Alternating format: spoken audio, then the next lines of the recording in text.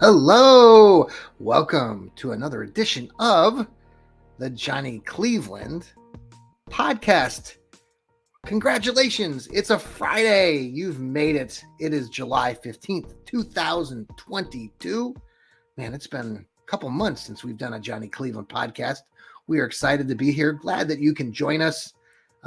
We are here to provide some fun entertainment, help you get started on a great weekend ahead. Hope you've had a great summer so far. Hope you like that music in the background. Can you hear the music? I got some background music in there. It's called spacey music. So, feeling a little spacey music today, right? So, anyhow, I hope you're all getting off to a great start on your weekends. And we are all about Cleveland sports. And again, this is the Johnny Cleveland podcast. I also am a contributor to the Dog Pound Daily, to the King James Gospel, to Cleveland Sports Talk, and have enjoyed contributing to those online sources from they out of Fansided, and have enjoyed doing that for a while now. And hopefully you've read some of my material recently.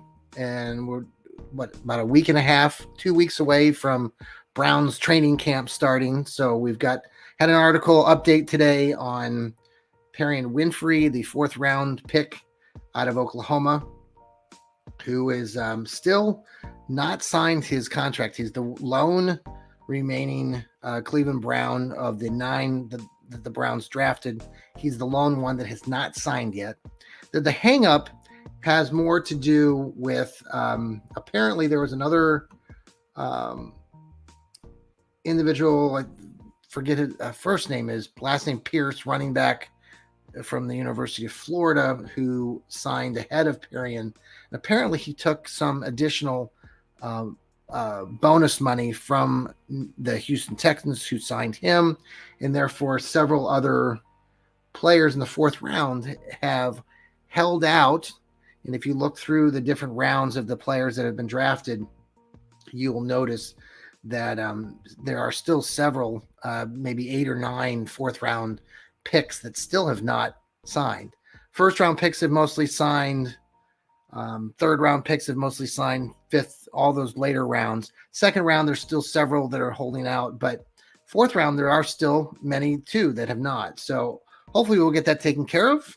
If you have had a chance to read the article, go read it on Dog Pound Daily.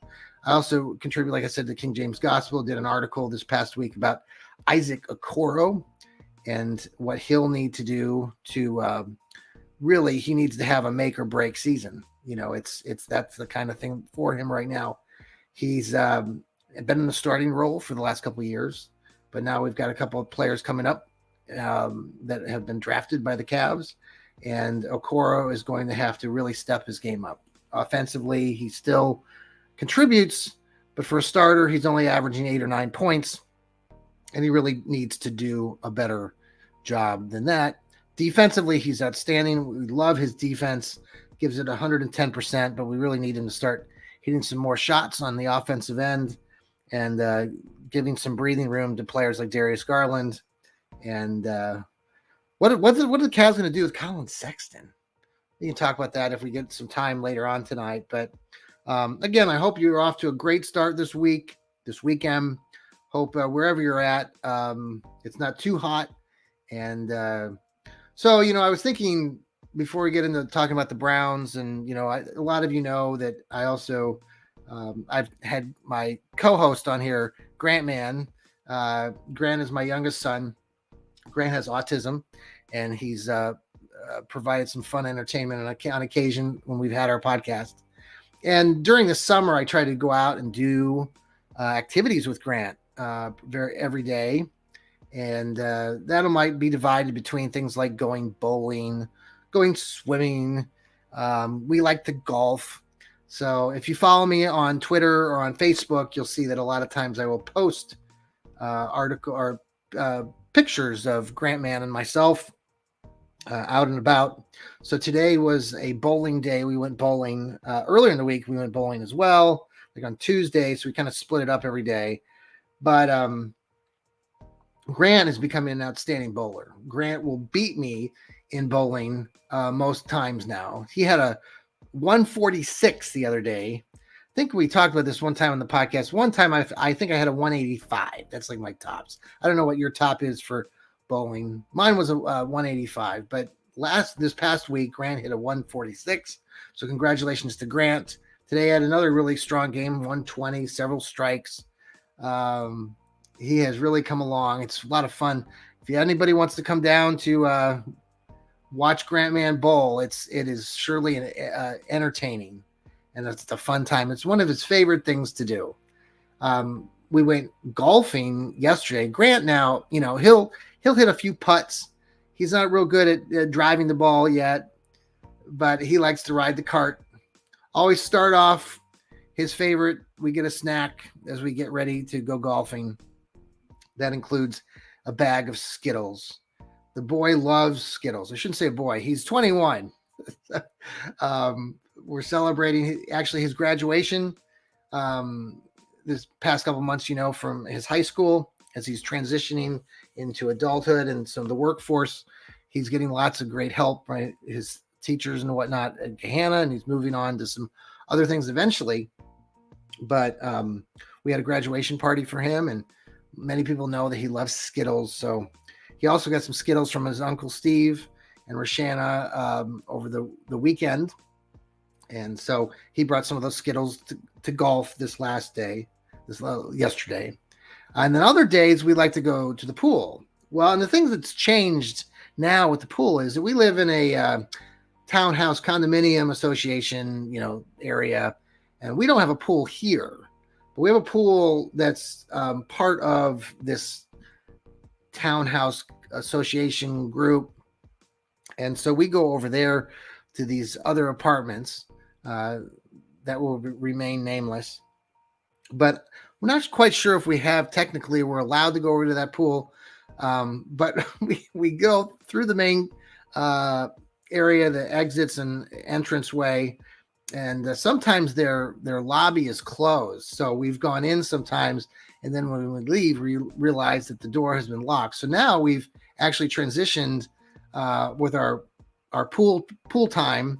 My lovely stepdaughter Kara and her and Jacob, they both live over in another apartment complex that also has a pool. So we've been spreading the wealth around, spreading the time around between the two pools. So that's been our pool time. So between pool, bowling, and golf, we are keeping busy here at the household and enjoying our summer, have a few more weeks off. They start school here where he goes to school in Columbus. Over there, our friends are his teachers in Gahanna.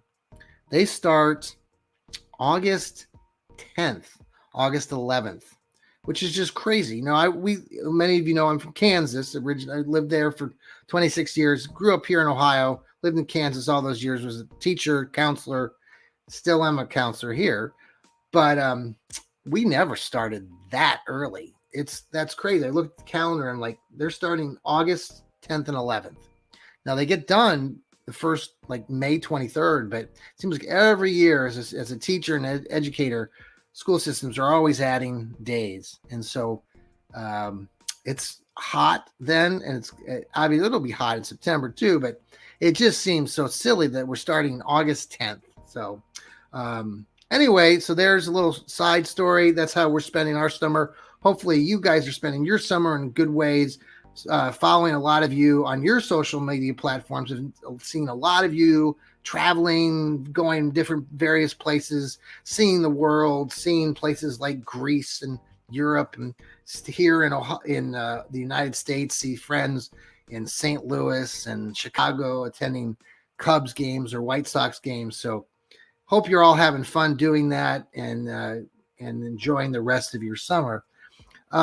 So let's get into the Cleveland segment, the Cleveland part that we talk about most, which is a lot to do, obviously, with the Browns coming up. We've got training camp starting in about a week and a half or so.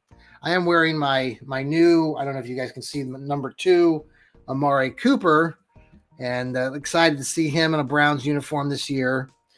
Did you guys see, before we get into all that, I don't know how true that is, they have been showing some white helmets. The Browns used to wear white helmets back in the day, way back in the day, and now there were some things out on social media showing potential use of these white helmets brought back for the team to wear certain games, or like a particular game here or there. So we'll see what happens with that. The big news with the Browns, obviously, there's two major stories, and we've been covering on Dog Pound Daily, Cleveland Sports Talk, all these venues many times over, and that's Deshaun Watson and Baker Mayfield. Well, Baker Mayfield finally was traded to the Carolina Panthers, which I've written about actually a little bit, and it was kind of predicted early on, especially go way back to when the NFL draft was. There were talks then between the two sides, and really what it came down to pretty much was Baker Mayfield paying $3.5 million and not taking $3.5 million of his contract of his last year, and making those into more incentives that he would have to earn. But basically, he basically is betting on himself. He probably could have done that back during the draft, and there were other options back then. But in the end, finally, Baker made a move. He made a decision. He actually came on Carolina Panthers after he was drafted. He had his news conference and discussed about how numbers were a little bit different back whenever they started negotiating. So, I'm glad Baker made that decision. Obviously, there are a lot of people that feel one way or the other on Baker Mayfield. The fact is, now Baker has been traded. He's no longer a Cleveland Brown. Now our quarterback is Deshaun Watson. There are lots of people on either side of that story too. Deshaun Watson faces several civil cases outside of the field of football that stem back several years when he was playing for the Houston Texans. He sat out all of last year, did not play, in part due to all of his off the field issues. Those issues have been met with. He's been meeting with the NFL, his team, his lawyers, and now everybody that is a NFL fan or a Cleveland Browns fan, we are all continuing to wait to see if there will be any sort of suspension, and if there is a suspension of games, how many games is that going to be for Deshaun Watson? The Browns decided to trade for Deshaun Watson after the criminal part of the cases were dropped. I believe that was back in, I want to say, March. So the Browns snuck in there and competed with some other teams like the Atlanta Falcons, from what we were told. The Carolina Panthers, I think, were involved in that, and probably some other teams. And the Browns then were able to get that offer, and Deshaun Watson agreed to come to Cleveland in a trade. It's always interesting, I find, now, because there is a lot of anti-Cleveland. Obviously, there always is. Cleveland is the middle of the sports world most times, for good or bad, and stories are good or bad coming out of Cleveland. But Cleveland does have a lot of storylines that are followed by the national media. And, when Deshaun Watson has come now to Cleveland to play for the Browns, there are other people out there in the national media who are, saying how the Browns were ridiculous and doing what they were doing, taking a player with so many issues off the field. And there are lots of varying opinions on that. But my point on this is that there are several ways you can look at it. But either if it had been any other team, if it had been the Dallas Cowboys, if it ended up being the Atlanta Falcons, would the hysteria or the negativity toward the Browns and Cleveland, and this only happens with the Browns and Cleveland, they're messing this up, and they guaranteed Deshaun Watson $230 million. It's as though none of these other teams would have done the same thing in the same spot, and they're kind of sugarcoating it and trying to the national media view is basically, people that are spiteful toward Cleveland sports are trying to put Cleveland and say that they have messed this all up, which is just crazy. It would have happened at any location that wherever Deshaun ended up going, and it's just Cleveland is an easy target. Speaking of targets, we're gonna. I have an article that's coming out tomorrow on Dog Pound Daily, and talking about scapegoats, and who we always like to blame somebody. Who are the scapegoats? And Cleveland can be an easy target for many who are not from here, who are not fans of the team, and it's easy. So anyhow, look for that tomorrow. The scapegoating article is more or less about if Cleveland does struggle and doesn't get off to the good start that hopefully the team will this year. But if they do struggle, for various reasons, if Deshaun Watson is suspended, if not, so be it. But if the coach Kevin Stefanski, if he gets off to a rough start, there has been a lot of dialogue, especially since Baker's been traded, about, a couple things, Kevin Stefanski, Baker Mayfield's relationship, how they were or were not on the same page. And then now with Baker leaving, a lot of people who complained about Kevin Stefanski's play calling, how much of that play calling was because of Baker and coach not being on the same page to begin with. So I'm anxious to see how it all pans out. My personal opinion on it is that Baker Mayfield and Coach Stefanski did not see eye to eye, that there were many times, probably, I'm guessing, that Stefanski ran a play 2 or 3. They were probably pretty good plays. That Baker Mayfield, because he was having mental breakdowns all of last season, psychological breakdowns, and, going through a lot of, I don't know what he went through all year, but he lost his edge.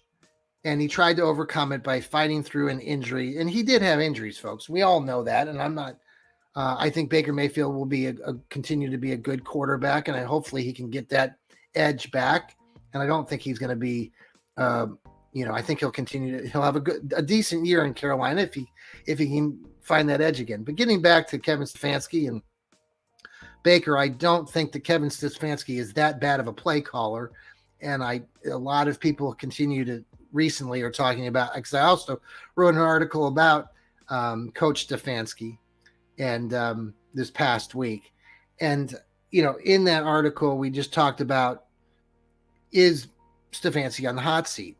Now, most of you who are Browns fans and Cleveland fans know the history of, coaches in Cleveland. We haven't had a series of coaches or coaches that have stayed any great length of time. We had Marty Schottenheimer back in the late 80s, early 90s. It lasted, 4 or 5 years. Since then, Romeo Crennel came about in the mid 2000 and I'm getting my years mixed up here, but he was 2005, maybe 2008, but he was around for about 3 years plus. The fact is that, Stefanski's entering his 3rd year. The average length of a Cleveland Browns coach goes for about 1.5 years to 2.5 years. So the fact that Stefanski and his entire coaching staff is pretty much coming back, Alex Van Pelt and Joe Woods on the defense, their coaching coordinators, they're coming back. So there's some really good signs. So when I wrote the article about him being on the hot seat, yes, he should be on the hot seat, just because, you look into the length of time he's been. If the team struggles, which they could, that seat's going to get pretty warm. Do I think that he's going to make it through the season? Absolutely. Do I think that maybe the hot seat won't be so warm by the end of the season? I think so. And I think Kevin Stefanski is a good enough coach. And I think the separation from him and Baker, in my opinion, will really help all parts. They'll help Baker, but I think it's going to help Coach Stefanski even more. Getting somebody in like Deshaun Watson and his backups, Jacoby Brissett, I think these guys will really work much better in Kevin Stefanski's system. I just think they'll be on the same page. Let's face it, folks. Okay, we all know this. A lot of us, me including, we all, share our emotions in different ways. And Baker Mayfield wasn't a very emotional guy who has wore his whole entire life on his sleeve. He's always had a huge chip on his shoulder. That's the way that he thrives. And when he doesn't have those emotional sort of disconnects and where people are doubting him, like coming in the last year, they had that successful season in 2020. They were 11-5.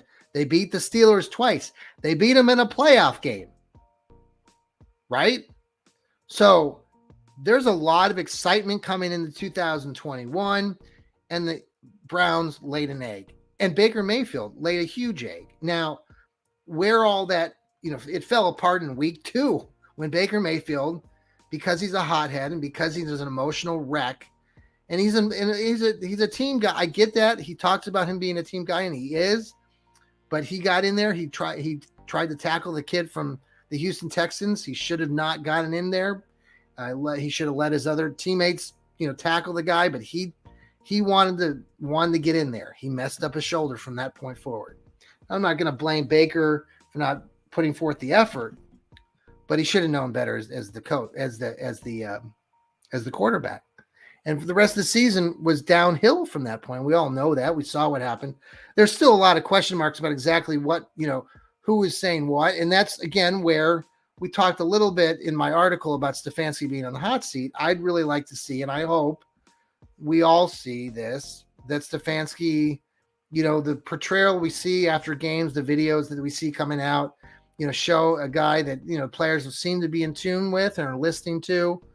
But where did he lose everybody? And I think that the divide really happened because Baker was splitting people within that locker room. And, we know what happened with Odell Beckham Jr. He left.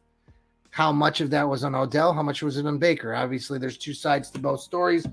We'll just, we can move on from that. But I am anxious to see what Stefanski does, especially with the locker room, how he manages that and how it kind of pans out. The Browns have done some good things. The players on both sides of the ball have done a lot more, at least from the start of the season, the spring when they were training a couple months ago.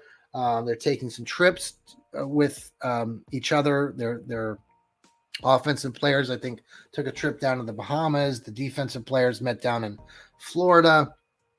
So getting on the same page, working together as combined as a whole team is going to be very important moving this team forward. The Browns have 4 games at the beginning of the season that are winnable. They have obviously the first game, and many of us will be talking about this until the season starts in September. But the Browns are playing the Carolina Panthers. Now, is Baker Mayfield going to be the starting quarterback? I would say yes. And I know we have Sam Darnold that's down there. And this is a funny story too, because you've got Sam Darnold and Baker Mayfield from the 2018 draft. Baker was selected number 1. Darnold, I think, went number 3 to the Jets. Baker Mayfield played the Jets in week 3 against Sam Darnold. Baker came in an emergency in the second quarter and played phenomenal. And us Cleveland Browns fans will always remember what a great moment that was, because the Browns got their first win in over a year and a half. And it was fantastic. And I will thank Baker Mayfield for that moment for the rest of my life as a loyal, diehard Browns fan. And so, but now the two of them are playing on the same team. Darnold played with the Carolina Panthers last year and is getting paid a lot more money than Baker's going to get paid this year. Carolina, the Panthers, their coaches have said that it's going to be a open competition. But let's be real. This is a really simple, just it's simple. The Browns are playing the Carolina Panthers in week 1. What do you think the NFL wants to see? You think the NFL wants to see Sam Arnold play against either Deshaun Watson or Deshaun Watson's backup? No. So it's going to be Baker Mayfield against whoever the Browns are out there. If it was Baker against Deshaun Watson, oh my goodness, right? That's what the NFL wants to see. That's why I'm also interested to see how this whole thing goes with the potential suspension of Deshaun Watson. But we'll bring it to you if and when Deshaun Watson is suspended. Obviously, we're going to have another Johnny Cleveland podcast. Like I said, we haven't had one in 2 months. So I'm excited that we are back on the air. Hope that you will continue to tune in to us and follow my writing too as a contributor on Cleveland Sports Talk, Dog Pound Daily, and the King James Gospel. So we'll see what happens with all of that. Got to look at my notes, and I know my dad usually watches this podcast, so I don't know if he wants to see that I'm organized. So I got my notes here. So Dad, I'm looking at my notes. But they're all scribbly lines. I don't know if you can just read my writing here. So so anyway, got a couple articles too that came out. I just want to share those too. If you're looking to read some good material, we had an all-time Cleveland Browns pass receivers article. If you have any interest in going back and looking at that, who do you think the Cleveland Browns best pass receivers have been over the history of the team? And actually, the number one pass receiver was not a wide receiver. And so maybe that's a big hint to you. The other article we did recently was on the undervalued players in Cleveland Browns history. Players like Josh Cribbs. Remember Josh Cribbs? Man, he can run those kicks back. Awesome run kicker. Remember, I was in Kansas City when we lived in Kansas, and the Browns played the Kansas City Chiefs. Trying to remember what year it was again. Losing out on my years here. Let's see. I'm thinking it was 2009, 2010. The Browns played the Chiefs. The Chiefs were lousy back then. This was before Patrick Mahomes. It was a late game in late December, and it was colder than hell, or colder than, I shouldn't say hell. Hell's a hot place. It was cold. And we were in the upper deck, and Josh Cribbs had the game of his life. He ran 2 kickoffs back that game. And Jerome Harrison also had a running back for the Jerome Harrison. Can't remember his last. It was Harrison or Hairston. Somebody looked that up for me. And he ran a couple. He was the running back and ran one for a touchdown too. So it was and the Browns hung on. They were actually winning that game kind of easily, and then the Chiefs kind of came back at the end, and Cleveland was able to win it. So check some of those articles out. So in the world of Cavalier basketball, we're in the summer league, and just a lot. We'll see what happens with where everything goes. The newly drafted kid out of KU. I'm not going to try to say his last name, and you KU fans can let me know again how you say his last name. But he's having a good summer league right now, and I think that he could potentially start for the Cavaliers alongside Darius Garland. So that leaves us with Colin Sexton. Colin Sexton has not signed yet with the Cavs. He's one of the free agents that's still out there, and so we'll have to see what happens. I'm going to drink a little bit of my Diet Coke here. Hold on a second. You can listen to that wonderful background music, and so we'll see what happens with all of that. I think Darius Garland obviously will be starting. Evan Mobley, Jarrett Allen. I'm not sold on Lauri Markkanen and Karis LeVert. Also, I'm not sold on him. Isaac Okoro, I wrote an article about him. He's kind of been the starter in that 2-hole. Not sold on him either. So we'll see what all happens. The Cavs did bring in back Ricky Rubio. They've also got, a lot of people like Kevin Love coming back. So I'm excited to see how they all work out the rest of the as the season gets started here. Kevin Love, I think we still owe him $30 million. I'm if you're watching this on the live stream here, I've got this fly. There's a fly flying around. Okay. And he's like practically dead. Right. So I'm shooing him and then he kind of comes back, but he's not a very active fly. Anyway. So, all right. So the Cavs, are they going to make it to the playoffs? Yes. They should have made it last year. Many of you know, if you read any of my stuff on the King James Gospel, I'm not a fan of the Cavaliers coach, J.B. Bickerstaff. I think J.B. Bickerstaff is fooling everybody, and I don't think he's a really good coach at all. I think he's a very mediocre coach. I think I've watched him enough and seen enough of his background. I don't think he has a clue some nights. I think he relies on his coaching staff, which is good if you got a good coaching staff, and he can talk a good game, great. But I think that the way that he utilizes his players off the bench, he rotates players, is awful. It has been awful. It's why the Cavaliers did not make it to the playoffs last year, to be very brutally honest. Those of you who think that JB Bickerstaff is a really good coach, I'm sorry, because he really isn't. Now he could completely fool me, and by the end of this next year, I'll have to, say that I was wrong. But at the moment, I don't think I'm wrong. I think there are a lot of players in the Cavs bench that have contributed, and I just don't think that he has put those players in the best position to play their best with whoever's out there, whoever they're rotating in or out. If it's Kevin Love, Ricky Rubio, Dean Wade, Lamar Stevens, all these guys, I just don't think that they have a good sense, the coaches, of what really works to get them over that final edge. They won a lot of games last year. Don't get me wrong. What the Cavs did, and I'm not going to give all a little bit of credit to JB Bickerstaff, but overall, I think he's not a very good coach.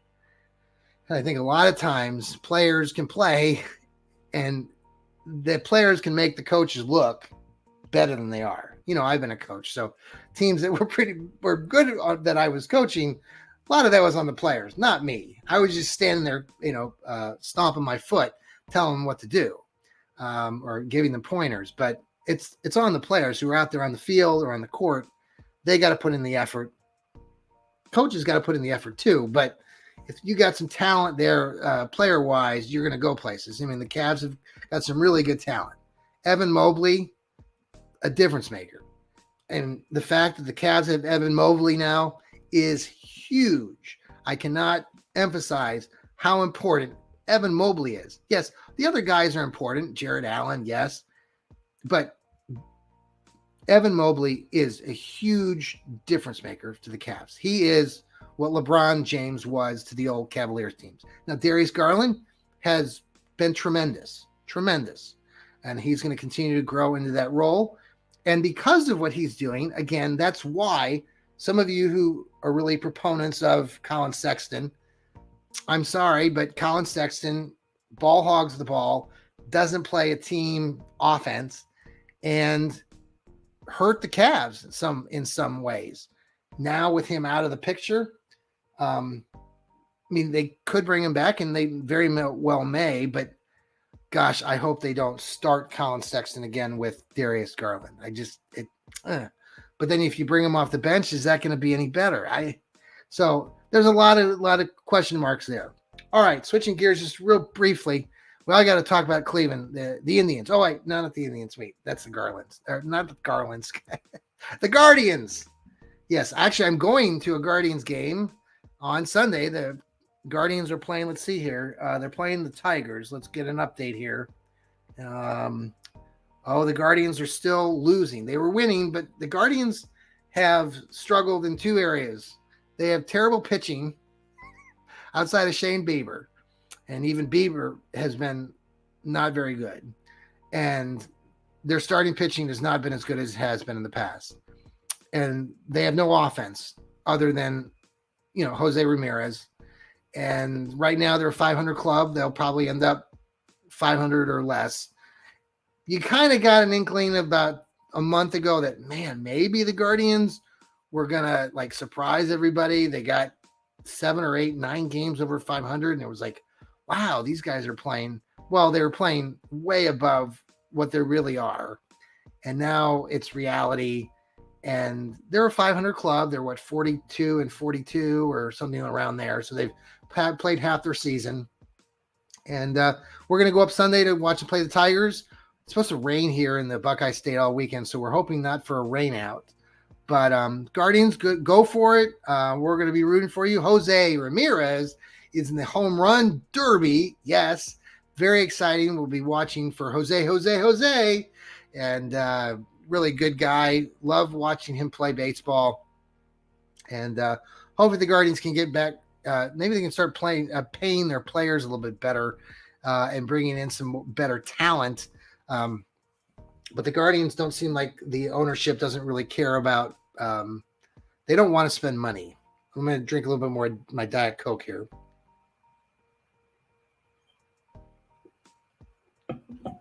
Very refreshing. Diet Coke, nothing better. By the way, I was just going to give a plug out too. I'm golfing. I told you earlier, Grantman and I go golfing. A lot of times we go out to Khyber Run golf course out there in Johnstown, Ohio. If you get a chance to go golfing, Khyber Run is a great course, 18-hole course, and kind of out there in the countryside. It's busy. They got leagues every night during the week, but you can get on and get a nice round in. Call ahead, do your tee times. Really accommodating group of people. Grantman and I have been going out there for years. Love to go golfing out there. So if you haven't been to Khyber, try going out there and shooting around the golf.